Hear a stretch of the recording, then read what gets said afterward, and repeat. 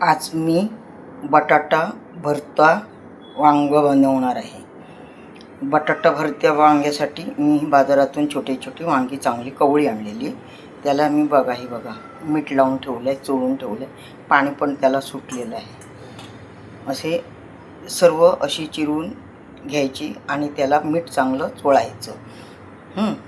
आणि ही इकडे मी बटाटे घेतली आहे चिरून, म्हणून त्याला बटाटा भरता वांग बोलते। तर त्याच्यासाठी मी हे बघा, ह्या ताजा सुगंध येण्यासाठी भाजीला व स्वादिष्ट लागण्यासाठी मी धणे अर्धा चमचा घेतला, पाव चमचा बडीशेप घेतली, जिरं घेतलं मी थोडंसं आणि साया जिरं घेतलं। ह्याने टेस्ट चांगली येते। तसंच हे वांग आहे ना, म्हणून मी थोडंसं आलं टाकलं, का तर त्याचं हे जे आपलं गरमी होऊ नये पोटामध्ये, म्हणून मी हे आलं टाकलं। आणि हे ॲसिडिटी होऊ नये किंवा जळजळ होऊ नये म्हणून हे थोडंसं लसूण पण टाकली आहे मी। आणि जिरं का टाकावं, तर भाजीमध्ये हे होणार नाही, काय ॲसिडिटी नाही होणार आहे जिऱ्यामुळे, म्हणून जिरं टाकायचं, त्यांनी थंडावा येतो म्हणून। आणि हा टमॅटो मी वांग्याच्या भरत्यासाठी घेतला आहे, तो ह्याला आंबटपणा येण्यासाठी। आणि कांदा घेतला आहे, एक कांदा, आणि हे सुकं खोबरं आणि ओलं खोबरं पण मिक्स असं मी घेतलेलं आहे। ते आता मी तुम्हाला भाजून घेते आणि तुम्हाला मग मी वांग्यामध्ये कसं भरायचं ते दाखवते। काय त्याच्यावर हे बघा, इथे मी तेल ठेवलं आहे तापत। तर आता मी कांदा वगैरे सगळं जे वाटण घेतलं आहे मी करायला, ते आता मी याच्यामध्ये भाजून घेणार आहे। हा माझा मालवणी गरम मसाला, सर्व मसाले घातलेला, खडे मसाले वगैरे सगळं, धणे वगैरे सगळं घालून बनवलेला हा मसाला मालवणी। आणि हा कलरसाठी काश्मीरी मिरची पावडर, आणि हे हळद, ती वाटण करताना मी त्याच्यामध्ये हे टाकणार आहे गरम मसाला आणि वाटून घेणार आहे। आणि कलर हा मसाला मी फोडणीला टाकणार, आणि हळद थोडंसं तिखट येण्यासाठी ही हिरवी मिरची मी 2 घेतलेली आहेत, ते पण मी तळून घेणार आहे ह्या सर्व वाटणाबरोबर। वांग्याला मीठ लावून का ठेवायचं, तर ह्याच्यातलं पाणी चांगलं, ते तुरट पाणी असतं ना, ती निघून जातं आणि मग त्याला टेस्ट चांगली येते, तुरटपणा लागत नाही, समजलं ना। चला तर मग हे मी साहित्य भाजून घेते। हे बघा, ह्याच्यात लसूण, आलं आणि मिरची तळून घेते। आता हे तळल्याच्या नंतर मी हे बघा, हे जे हे धणे जिरं वगैरे घेतलं ते ह्याच्यातच भाजून घेणार आहे मी।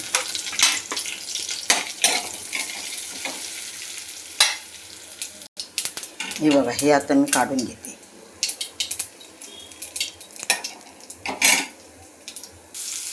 कांदा टाकून घेतला, आता कांदा थोडा भाजला ना, थोडा अर्धकट झाला की टमॅटो टाकायचा त्याच्यामध्ये।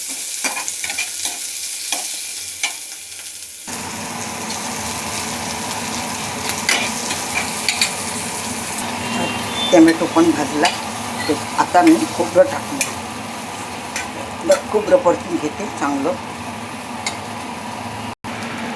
थोडंसं त्याच्यामध्ये मीठ टाकतो, कारण का मीठ टाकल्याच्या नंतर थोडं पटकन भाजून येतं खोबरं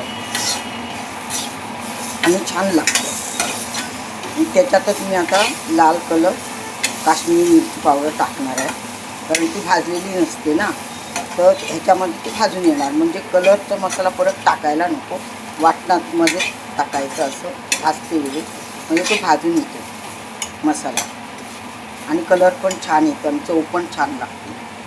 खोबरं भाजते वेळी जास्त करपवायचं नाही, कारण का करपल्याच्या नंतर त्याची चव वेगळी होती, खोबऱ्याची कडवटपणा येतो, म्हणून थोडं भाजायचं, मीडियम असं धरून भाजायचं खोबरं, समजलं ना। आता मी गॅस काढून घेते त्याच्यानंतर मी हा मसाला टाकणार, कारण कढई गरम झालेली आहेच अगोदर, म्हणजे करपला जाणार नाही, तो छान राहणार, सुगंध पण छान राहणार, त्याची चव पण छान राहणार मसाल्याची, कारण का मसाल्याची नाही तर चव निघून जाते. म्हणून गॅस काढूनच खोबऱ्यामध्ये मसाला टाकायचा कलरचा. झाला. मी 2 चमचे चांगले भरून टाकले, छोटे चमचे, माझे छोटे चमचे आहेत, त्याच्यामुळे छोटे चमच्यानेच मी टाकते. झाला बघा. आता कलर बघा त्याचा कसा बदलला, म्हणजे करपणार नाही, करपला नाही पाहिजे. बघा बघा, माझ्या कढईमध्ये अजिबात करपलेला मसाला नसतो. आता हा मी गरम मसाला, माझा मालवणी मसाला हा 1.5 चमचा आहे, तो मी आता ह्याच्यामध्ये टाकते, कारण मिक्सरला फिरवून घेणार आहे, समजलं. आणि त्याच्याबरोबर सगळं वाटून लावून घेईल, म्हणजे वरना परत मसाला घालायची काही गरज नाही. आता हे मी थंड करायला घेतलं, काढून घेतलं ताटामध्ये, आणि हळद पण टाकली, आणि म्हणजे आत सर्व मसाले टाकलेले आहेत. आणि आता वाटण करणार म्हणून हे पण त्याच्यामध्ये मिक्स करणार आणि मिक्सरला फिरवून घेणार. ह्याच्यामध्ये वाटणामध्ये जरा पण पाणी नाही ओतायचं, कारण का त्याला टॅमॅटो आहे आणि कांदा आहे, कांद्यामुळे आणि ह्याच्यामध्ये ते मिक्स होऊन येणार चांगलं. पाणी घातलं तर मग एकदम ते पातळ होणार आहे, त्याच्यामुळे जास्त पाणी नाही टाकायचं. आता लागलं तर नंतर टाकायचं. चला तर आता मी मिक्सरला लावून घेते भांड्यामध्ये. वांग्याच्या भरताला टेस्ट येण्यासाठी मी थोडंसं गूळ टाकणार आहे वाटणामध्येच, त्याने टेस्ट छान येते आणि छान लागतं. हे बघा असं वाटण झालं आहे त्याचं, तर त्याच्यात थोडंसं पाणी टाकणार आहे फिरण्यासाठी. हे बघा आता वाटण झालेलं आहे. आता मी वांग्यातलं पाणी काढून घेणार आहे. हे बघा असं काढून घ्यायचं,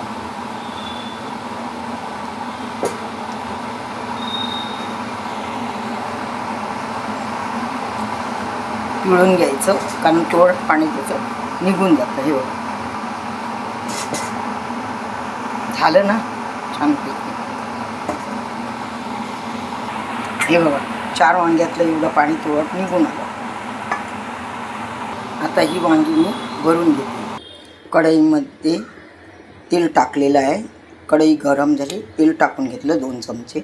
आता मी ही बटाटी तळून घेणार आहे. ही बघा थोडीशी हलकीशी तळून घेणार आहे, कारण ती मग शिजली जाणार चांगली वांग्यामध्ये, नाहीतर वांगं लवकर शिजणार आणि बटाटी कच्ची राहणार. म्हणून मी आधी पहिलं परतून घेणार आहे वांग्याला. व्हिडिओ थोडा मोठा होतो आहे. अशी ही तळून घ्यायची, त्याच्यावर थोडं वेळ झाकण ठेवते, म्हणजे ती शिजून येईल चांगली. चला आता पाहूया शिजली की नाही. बटाटे शिजली बघा, थोडी मस्त शिजली. आता तिला शिजवायची काही गरज नाही, आता ती ह्याच्याबरोबर शिजून येणार वांग्याबरोबर, भरत वांग्याबरोबर. आता मी बटाटे काढून घेते. आता मी वांगं थोडंसं तेलावर परतते आणि त्याला जरा थोडं 2 मिनटं झाकण लावून ठेवणार आहे. एके बाजूने असं शिजायला देणार आहे पहिलं, त्याला झाकण लावते आहे. शिजली, मी ती परतून घेतली. आता मी त्याच्यामध्ये बटाटे टाकणार. बटाटे अशी टाकायची, ठेवायची.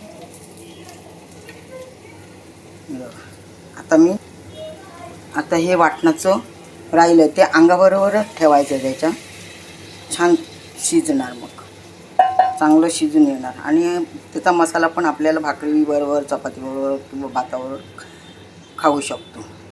आता हे शिजेपर्यंत मी झाकण लावून ठेवते त्याच्याच. चला आता पाहूया झालं आहे काय. हा आता आलं आहे, शिजत आलं आहे. आता पलटी करून घेते जरा.